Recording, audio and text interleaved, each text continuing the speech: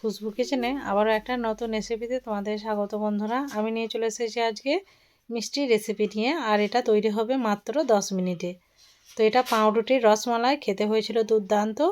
বানিয়ে একবার বাড়িতে খাবে আর আমাকে কমেন্টে জানাবে যে তোমাদেরও কেমন হয়েছিল। আশা করছি চটজলদি রেসিপিটা তোমাদেরকে ভালো লাগবে এই রমজান মাসে।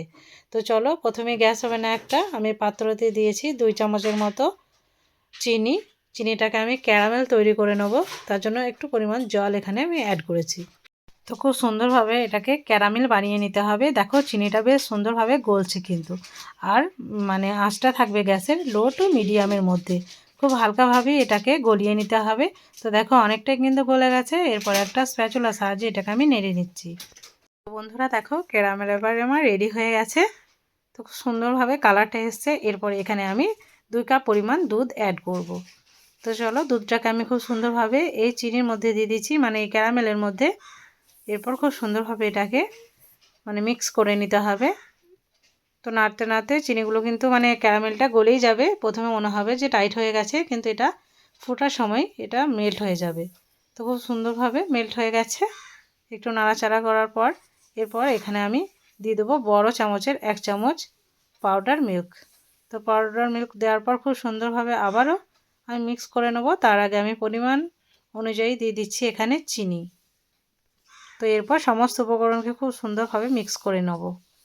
তো দেখো খুব সুন্দরভাবে আমি মিক্স করে নিচ্ছি।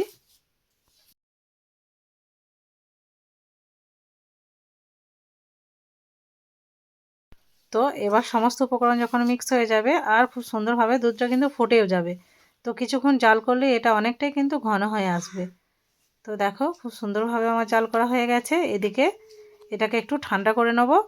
আর আমি নিয়েছি কয়েকটা স্লাইস রুটি। তো নিয়েছি এগুলোকে, এই ব্রাউন অংশগুলোকে চারি সাইডগুলোকে একটা কাঁচির সাহায্যে আমি কেটে নেব। তো খুব সুন্দরভাবে কেটে নেওয়া হয়ে গেছে। তো দেখো ঠিক এইভাবে আমি কেটে নিয়েছি। এরপর একটা চারকোনা সাইজের কোনো মোল্ড নেবে, সেখানে এগুলোকে খুব সুন্দরভাবে বসিয়ে দিতে হবে। তো খুব সুন্দরভাবে আমি দেখো বসিয়ে দিচ্ছি। পরপর এখানে আমি 3টে বসিয়েছি। তো এক এক করে সাজানো আমার হয়ে গেছে খুব সুন্দরভাবে। তো এরপর সেই মালাইটাকে, যেটাকে আমি রেডি করেছিলাম, সেটাকে আমি দিয়ে দেবো।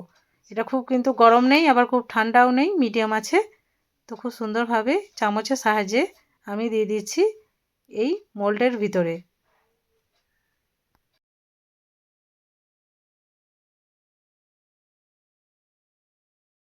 তো বন্ধুরা দেখো খুব সুন্দরভাবে দেওয়া হয়ে গেছে। ফুলফুলি দিতে হবে, তাহলে খুব সুন্দর লাগবে খেতে। তো এরপর এখানে দিয়ে দিচ্ছি কিছু ড্রাই ফ্রুট। এখানে আলমন্ড দিয়েছি, কুচি করে রেখেছিলাম, আর দিয়ে দেবো পেস্তা বাদাম। তো ড্রাই ফ্রুটগুলো দেওয়ার পর কিন্তু এর লুকটা আরও সুন্দর লাগবে। তো দেখতেও যেমন সুন্দর হয়েছিল, খেতেও কিন্তু দুর্দান্ত। এরপর কয়েকটা কিশমিশকেও এর উপরে আমি দিয়ে দিচ্ছি।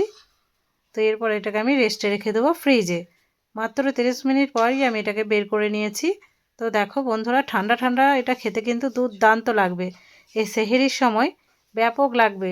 একবার হলেও এই রেসিপিটাকে বানিয়ে বাড়ির সদস্যদের সাথে উপভোগ করবে। আশা করছি ভালো লাগবে। তো চলো এটাকে আমি একটা প্লেটের মধ্যে সার্ভ করে তোমাদেরকে দেখাই।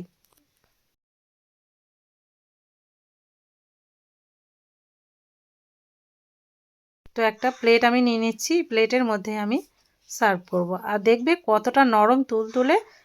তো যেমন দেখতে, খেতেও কিন্তু দুর্দান্ত।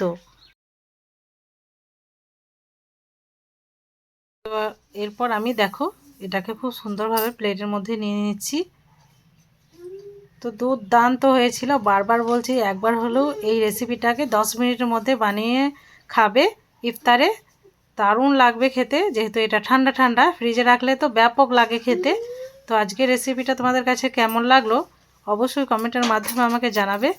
তার আগে ভিডিওটাকে ফুল ওয়াচ করবে, চ্যানেলটাকে অতি অবশ্যই সাবস্ক্রাইব করে আমার পাশে থাকবে।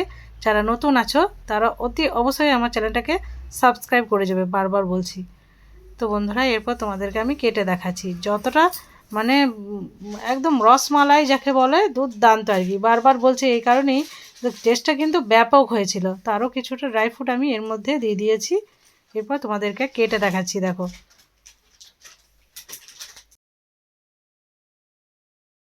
তো বন্ধুরা দেখো, এরপর তোমাদেরকে আমি কেটে দেখাই। তো একবার খেয়েও মন ভরবে না, মন চাইবে বারবার খেতে, এতটা সুন্দর আর এতটা পারফেক্ট হয় এটা।